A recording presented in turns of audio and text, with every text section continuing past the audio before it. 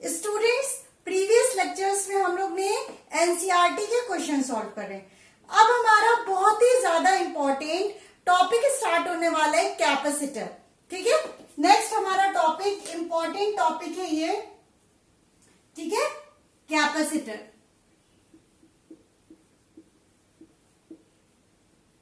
Capacitor क्या होता है? ठीक है, ये एक तरह का डिवाइस होता है जो कि इलेक्ट्रिकल एनर्जी को स्टोर करता है और एक बार ही सप्लाई करता है। ठीक है, मतलब कुछ ऐसे डिवाइसेस होते हैं, कुछ ऐसे इंस्ट्रूमेंट्स होते हैं जिनको एनर्जी रिक्वायर्ड होती है, large amount of energy required होती है स्टार्ट होने में। ठीक है, कुछ ऐसे एप्लियंसेस होते हैं, डिवाइस होते हैं जिनको बहुत ज्यादा एनर्जी स्टार्ट होने के लिए चाहिए रहती है। ठीक है, तो उस केस में हम लोग क्या यूज करते हैं? कैपेसिटर। कैपेसिटर एक तरह का डिवाइस होता है जो कि अपने अंदर एनर्जी को स्टोर करके रखता है और जो एनर्जी रिक्वायर्ड होती है, जब एनर्जी रिक्वायर्ड होती है उसको एक बार सप्लाई देता है। ठीक है, नाउ कैपेसिटर क्या हो गया? It is a device which stores electrical energy, electrical energy भी बोल सकते हैं और चार्जेस। ठीक है, स्लैश करके लिख लीजिएगा। It is a device which stores electrical energy slash charges and supply it at once. ठीक है, अपने अंदर एनर्जी को स्टोर करके रखता है। जब भी रिक्वायरमेंट होती है किसी डिवाइस को इनिशिएट करने के लिए, फिर उसे क्या करता है? एनर्जी प्रोवाइड करता है कैपेसिटर। ठीक है, नाउ अब हम देखते हैं नेक्स्ट हमारा टॉपिक होता है कैपेसिटेंस।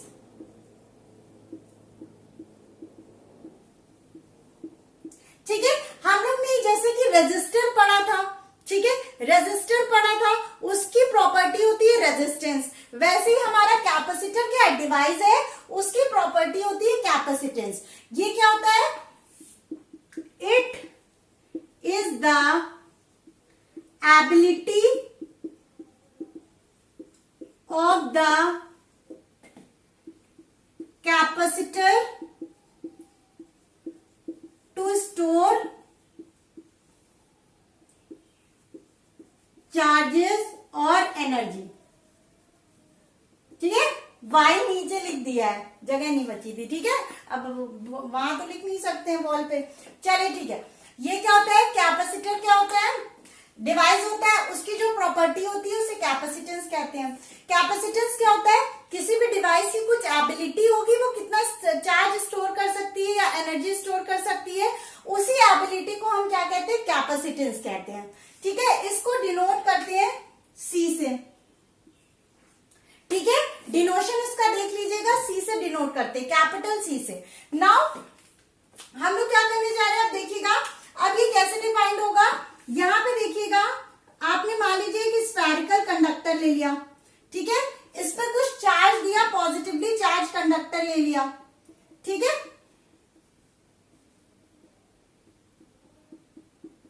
यहाँ अब हमें क्या करना है? और चार्ज प्लस क्यू चार्ज इसमें ऐड करना है। ठीक है, अब देखिएगा हमारा जैसे कि जितना चार्ज आप डालते जाएंगे, ठीक है, तो ये पॉजिटिवली चार्ज है। अगर और हमें चार्ज लाना होगा तो वर्क डन हमें ज्यादा करना पड़ेगा, है ना? तो यहाँ वर्क डन ज्यादा करना पड़ेगा तो आपका पोटेंशियल क्या होगा? इंक्रीज होगा। ठीक है, मान लीजिए ये पॉजिटिव चार्ज एक बार दे दिया। ठीक है, नेक्स्ट जब पॉजिटिव चार्ज आप देंगे, क्योंकि पॉजिटिव क्या करेगा? रिपेल, तो आपको और ज्यादा एनर्जी लगानी पड़ेगी। ठीक है, तो आप एनर्जी लगानी पड़ेगी, मतलब वर्क डन ज्यादा करना पड़ेगा। और हमने देखा था work done is equal to क्या होता है? V इंटू क्यू, जो चार्ज ला रहे हैं इंटू पोटेंशियल। तो वर्क डन पोटेंशियल के डायरेक्टली प्रोपोर्शनल है। अगर ज्यादा वर्क डन लगाना पड़ रहा है तो पोटेंशियल क्या होगा? आपका इंक्रीज कर रहा है। तो यहां से ये पता चला कि जो आपका Q होता है is directly proportional to V। ठीक है, charge is directly proportional to V। Then Q is equal to, अब प्रोपोर्शनैलिटी को हटाने के लिए आपको क्या लेना पड़ेगा? कांस्टेंट लाना पड़ेगा। Then Q is equal to C into V। ठीक है, Q is equal to CV। ये क्या है, कैपेसिटेंस। ये क्या होता है, कांस्टेंट होता है।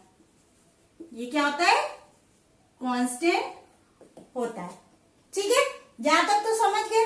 अब देखिए, अगर हमें कैपेसिटेंस की यूनिट निकालनी होगी, ऐसा यूनिट क्या हो जाएगी, कैपेसिटेंस इज इक्वल टू क्या हो जाएगा, V नीचे आ जाएगा, Q अपॉन V। Q का आपका यूनिट क्या होती है, कुलाम, और इसकी वोल्ट। तो C की यूनिट क्या हो जाएगी, कुलाम पर वोल्ट। ठीक है, और इसी को क्या बोलते हैं हम लोग, फराड बोलते हैं। ठीक है, कुलाम पर वोल्ट को हम लोग क्या बोलते हैं, फराड बोलते हैं। अब आगे कहीं पे भी आप कूलम पर वोल्ट आएगा तो आपका क्या होगा, कैपेसिटेंस की यूनिट, मतलब कैपेसिटेंस दी हुआ है। अगर फराड आता है तो मतलब क्या है, कैपेसिटेंस की यूनिट है। फराड इज इक्वल टू, मतलब 1 farad is equal to 1 coulomb per 1 volt. ठीक है, यहां से ये रिलेशन है। ये बहुत ही आपका इंपॉर्टेंट टॉपिक है। ठीक है, इसको अच्छे से नोट डाउन कर लीजिएगा।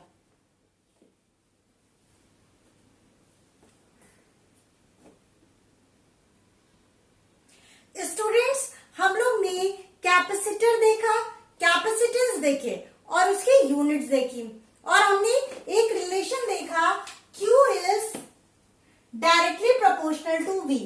यहां से हमारा रिलेशन में आया था Q is equal to CV। ठीक है, अगर ये C इज इक्वल टू क्या हो जाएगा, Q बाई V। समझ में आ रहा है, C क्या है आपका कैपेसिटेंस, Q आपका चार्ज, और V क्या है पोटेंशियल। ठीक है, यहां से हो गया। अगर आपको यही आता है कि 1 फराड डिफाइन करने को आता है, डिफाइन, यहां पे लिख ले रहे हैं, डिफाइन 1 फराड। नाउ देखिए 1 फराड कब होगा, जब आपका चार्ज 1 कूलम होगा और पोटेंशियल 1 वोल्ट। ठीक है, यहां से डेफिनेशन बनेगी, the capacitance of the capacitor is 1 farad when potential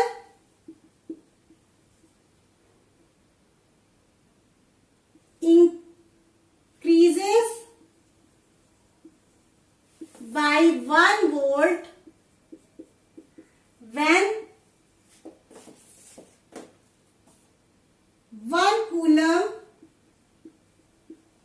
of charge given to capacitor।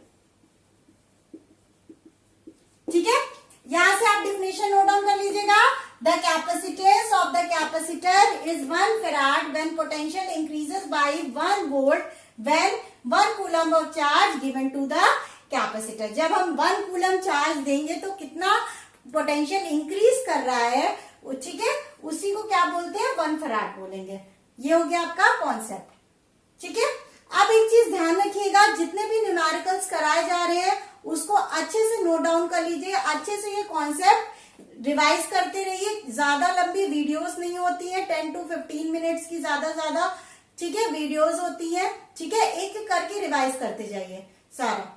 ठीक है, उसके बाद हम नेक्स्ट लेवल के क्वेश्चंस कराएंगे। अभी तो एनसीईआरटी है, आगे भी और क्वेश्चंस कराएंगे। अब हम लोग एक्चुअल कैपेसिटर की डायग्राम देखेंगे।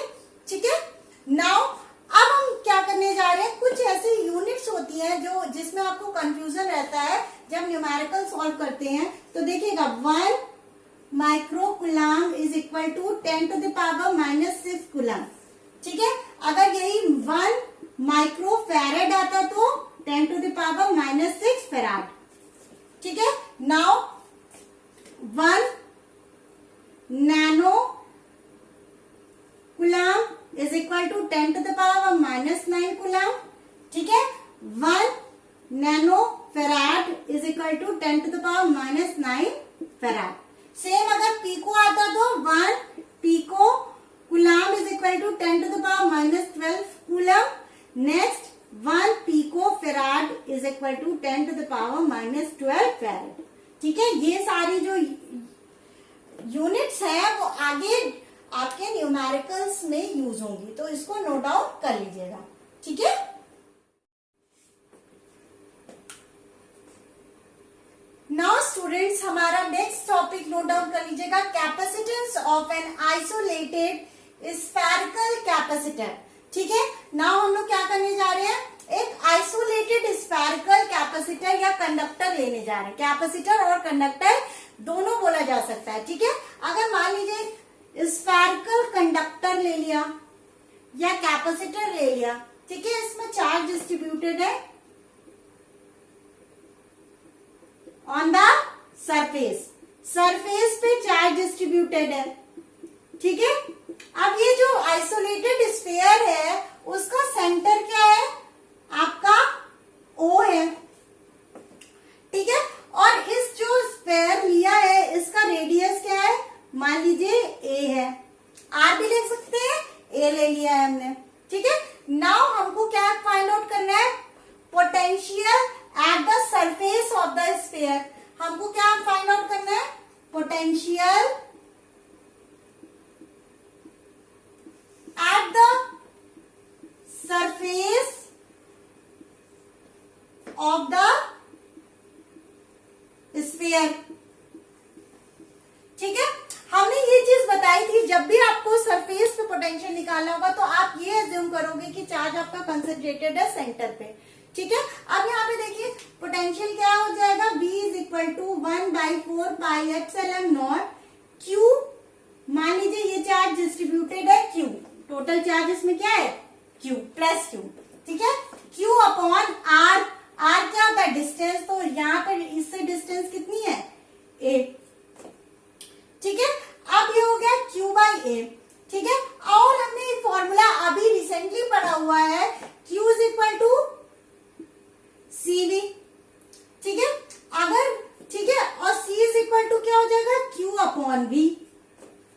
ठीक है, अब देखिए यहाँ पे चार्ज कितना है, स्मॉल q है, तो कैपिटल Q को हटा देंगे, ये क्या हो जाएगा स्मॉल q, है ना। ये तो रिलेशन हम लोग ने पढ़ा है, लेकिन अब यहाँ पे चार्ज कैपिटल Q थोड़ी ना दिया है, हम लोग ने स्मॉल q लिया है, तो उसको कैपिटल Q की जगह क्या कर देंगे, स्मॉल q कर देंगे। ठीक है, अब क्या करिए, ये फर्स्ट इक्वेशन हो गई, ये आपकी सेकेंड इक्वेशन हो गई। नाउ यहाँ पे देखिएगा, अब क्या करिए, जो फर्स्ट इक्वेशन है उसकी वैल्यू, v की वैल्यू यहाँ सेकेंड इक्वेशन में पुट कर दीजिए। ठीक है, अब ये भी यहाँ पे पुट हो जाएगा, तो c इज इक्वल टू क्या हो जाएगा, q अपॉन, अपॉन मतलब डिवाइडेड बाय, अपॉन मतलब डिवाइडेड बाय, ये पूरा टर्म v की जगह ये पूरा टर्म हो जाएगा। इसको ऐसे लिख सकते हैं ना, q डिवाइडेड बाय v। अब q डिवाइडेड बाय v पूरा उठा के v की इक्वेशन रख दी यहाँ पे, 1/4πε0 q अपॉन a। ठीक है, नाउ क्या होगा, ये रेसिप्रोकल हो जाएगा, q इंटू ये ऊपर चला जाएगा, q नीचे आ जाएगा, 4πε0 a अपॉन q। q से q कैंसिल हो गया, यहाँ पे c की वैल्यू क्या आ गई, 4πε0 a। ठीक है, ये वैल्यू आ गई। नाउ देखिएगा यहाँ पे कि हमारा जो कैपेसिटेंस है, ठीक है, स्फेरिकल, अगर आइसोलेटेड स्फेरिकल कंडक्टर या कैपेसिटर लेते हैं तो जो कैपेसिटेंस है वो डायरेक्टली प्रोपोर्शनल टू ए है ना। इस रिलेशन से हम ये फाइंड आउट कर सकते हैं कि नहीं कर सकते हैं कि C is directly proportional to A, तो यहां से हो गया C is directly proportional to A। ठीक है, अगर यही आपको ग्राफ बनाना होगा तो मान लीजिए ये क्या है, रेडियस है और ये C है, तो जैसे जैसे C इंक्रीज करेगा वैसे वैसे A इंक्रीज करेगा, जितना रेडियस बढ़ाएंगे उतना ज्यादा कैपेसिटेंस बढ़ता जाएगा। ऑफ कोर्स ये बात है, इसका जो एरिया बढ़ाते जाओगे तो उतना चार्ज आता जाएगा, है ना। तो यहाँ से रिलेशन आया C is directly proportional to A। A आपका क्या है, रेडियस है, A तो ऐसे बना रहे हैं हम, चलो कोई नहीं। ठीक है, ये भी देखो उड़ा जा रहा है, ये मेरा, ये हो गया A। अब ठीक है, चलिए अब इसे नोट डाउन कर लीजिएगा अच्छे से, ठीक है। और ग्राफ भी बनाना है आप लोगों को, ग्राफ भी बना लीजिएगा।